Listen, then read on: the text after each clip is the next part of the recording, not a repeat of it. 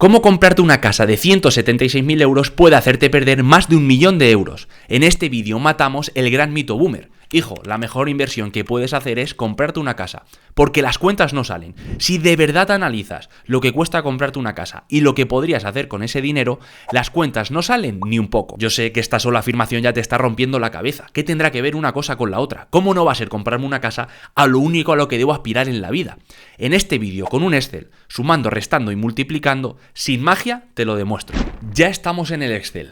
Partimos del principal supuesto, comprar una casa más garaje con hipoteca a 30 años. Vamos a asumir un precio de 176.000 euros, que aquí donde yo vivo en Albacete parece ser que es el mínimo que te puede costar una casa. Muy mínimo probablemente. Por lo tanto, aquí vamos a tener la columna de coste, que podríamos hacer referencia a estos costes iniciales, como el coste a 30 años de alguna de estas partidas. El primer bloque que vamos a ver es el coste derivado de la compra, notaría, registro de propiedad, actos jurídicos documentados o IVA.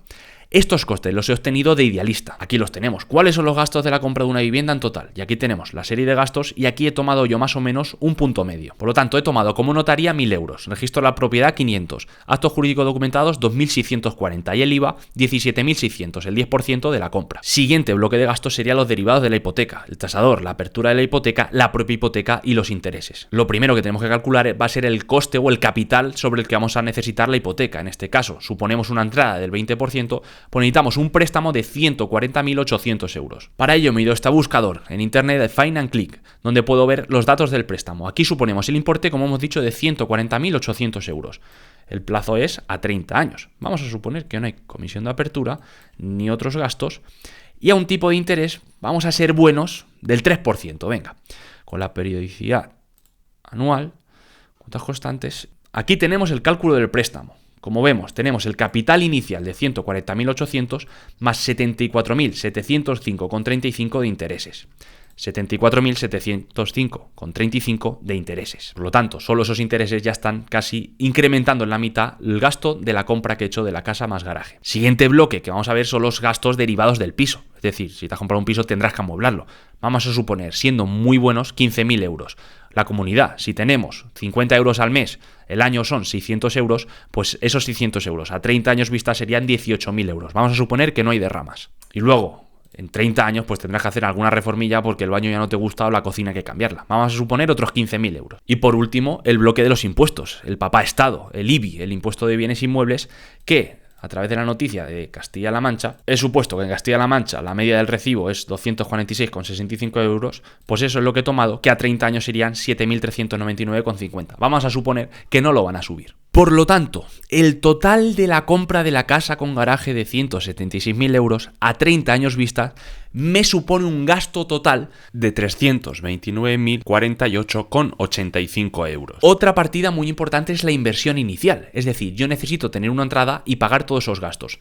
Si yo le sumo el 20% de la compra, la entrada que hemos dicho al principio, más todos esos primeros gastos que habría que hacer durante este primer año, la inversión inicial de esta casa sería de 73.144 euros que habría que poner para poder comprar esta casa. Vamos a ver ahora el coste de la alternativa, del alquiler. Alquiler de una casa a 30 años suponiendo un 4% de incremento anual del alquiler. El alquiler de un año de una casa parecida aquí en Albacete, tirando por arriba, podría ser unos 750 euros. Vamos a suponerlo así, que al año son 9.000 euros. Aquí, como estaba gandulete, me he ido a ChatGPT. Necesito calcular el coste total de un alquiler a 30 años, teniendo en cuenta que me cuesta 750 euros al mes y que el coste de alquilar sube un 4% anual. Y aquí me ha dicho que el coste total del alquiler a 30 años son 462.167,55 euros. Aquí lo tenemos. Por lo tanto, comprar la casa me ha costado 329 y alquiler me ha costado 462.000. Pero claro, al pasar esos 30 años, yo tengo la propiedad de esa casa y por lo tanto no voy a seguir teniendo el coste de alquiler. Aquí es donde entra el siguiente concepto clave, el coste de oportunidad. El coste de oportunidad de un bien o servicio es la cantidad de otros bienes o servicios a los que debe renunciarse para obtenerlo. Es decir, es el coste de la alternativa que se desecha cuando se toma una decisión, en este caso comprar una casa, e incluye los beneficios que se podrían haber obtenido si se hubiera elegido esa opción. Por lo tanto, el principal coste de oportunidad de comprarte una casa es lo que dejas de hacer con esos 73.000 euros que necesitas de inversión inicial. Aquí vamos a hacer un supuesto muy sencillito, que es el coste de oportunidad de haber invertido en fondos indexados el SP500. El SP500 recoge las 500 empresas más grandes de Estados Unidos. Este SP500 ha tenido una rentabilidad media desde 1928 del 9,81%. Aquí lo tenemos, tampoco me he calentado mucho la cabeza. La rentabilidad media anualizada del S&P500 de su creación en 1928 hasta el 31 de diciembre de 2022 es del 9,81%. Es decir, esta rentabilidad es mayor porque de hecho en 2023 creció un 20% o así. Aquí lo podemos ver aproximadamente. En el año 23 creció un 22,32%, en el 22 cayó un 16%, en el 21 creció un 26%, en el 20 creció un 15%, en el 18 cayó un 6%. En la crisis de 2008 cayó un 37%.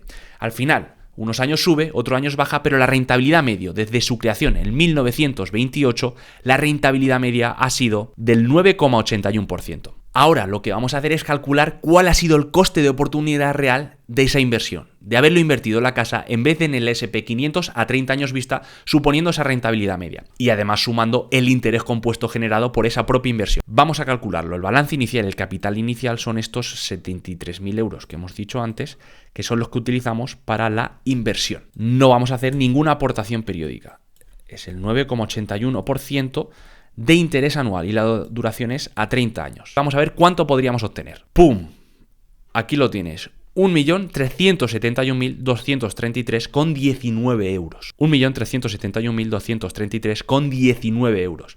Es el retorno, suponiendo la rentabilidad media a 30 años vista de esa inversión. Igualmente, el coste de oportunidad no es solamente invertir. Si metes todos los ahorros de tu vida en una casa, el coste de oportunidad también es no poder dejar el trabajo que odias porque no tienes un colchón para buscar alternativas de manera tranquila. Es no poder hacer la oposición que tanto te gustaría porque no te lo puedes permitir, y también es dejar escapar oportunidades que tanto deseas, como comprar o crear el negocio de tu vida porque no tienes los recursos. Vamos a comparar ahora ambas oportunidades, ambas inversiones. Comparativa de comprar contra alquilar más invertir en el S&P500. La inversión inicial es la misma, 73.144. El coste a 30 años de comprar es 329.048,85. Y el coste a 30 años de alquilar más S&P500, en este caso sería de alquilar, son los 462.167,55 euros. Ahora, una vez que estamos en el año 30, el precio de venta de esa casa, vamos a suponer que se duplica.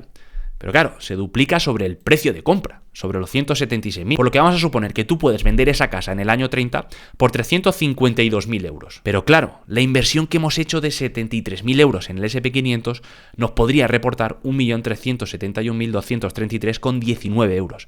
Es decir, podría comprarte la casa y además me sobra más de 1 millón de euros. Disclaimer, no te estoy diciendo que metas todos los ahorros de tu vida en el S&P500. De hecho, te digo que no metas todos los ahorros de tu vida en el S&P500 y probablemente tampoco en una casa. Estos son los números, son los que son. No hay hechizos, no hay magia negra. A mí me gustaría que no fuese así, pero los números son los números. Yo sé que este debate es muy sensible y muy cultural. Toda la vida te han dicho que tienes que comprarte una casa, que lo mejor que tienes que hacer y que alquilar es tirar el dinero. Puede que sí, puede que no. Los números son estos. Alquilar es tirar el dinero, ¿no? Bueno, depende. O sea, es tirar el dinero si tú no te planteas invertir en nada. O sea, si tú dices, oye, entre alquilar o comprar tu propia vivienda y no vas a hacer nada más, pues vale, compra tu propia vivienda y por lo menos pues metes el dinero en esa casa. Pero si abrimos un poco la mente y decimos, oye, ¿qué cosas puedo hacer? Si te planteas invertir no en otros inmuebles, sino en bolsa, y eso te va a poder dar más rentabilidad, pues ostras, yo creo que tiene bastante sentido el hacerlo, por lo menos financiero. Luego entrarán en juego otros factores, pues como el tema emocional, psicológico, lo que cada uno quiera, que por supuesto es un factor más y es igual o más importante, pero financieramente es así. Este supuesto se basa en hipótesis de que el S&P500 sigue dando la rentabilidad media y que no va a desaparecer mañana por la mañana, o incluso de que no has hecho aportaciones anuales como podrías haber hecho. Hipótesis de que tu casa va a valer el doble en 30 años, de que no tienes roturas de qué pagar o que no le va a pasar nada. Incluso de que el Estado no te la va a quitar o que te va a subir los impuestos mucho más de lo que lo hace ahora. Hipótesis por un lado y por otro. Con esto no digo que no debas comprarte una casa. Eso depende de muchísimos factores. De tu situación actual, de si vas a trabajar siempre en el sitio donde vives, de si vas a tener hijos o no, que de hecho van a ser los únicos prácticamente que se beneficien de esa compra, de tus preferencias o estilo de vida. Depende de muchos factores, pero financieramente no suele ser la opción más óptima. En una sociedad de absoluta incultura financiera como la que vivimos, entiendo que esta es la única inversión que hace mucha gente y probablemente la que debería hacer. Pero si tienes conocimientos suficientes, existen alternativas que te permiten rentabilizar mucho mejor ese patrimonio sin tener que descapitalizarte e invertir todos los ahorros de tu vida en un solo activo. Podrías coger una pequeñísima parte de esa inversión para empezar a generar alguna de las 7 fuentes de ingreso alternativas que puedes generar a tu nómina como empleado desde cero, de manera muy fácil, rápida y sin prácticamente riesgo. Si quieres saber de qué estoy hablando, suscríbete, dale a like a este vídeo si te ha gustado y nos vemos en el siguiente vídeo.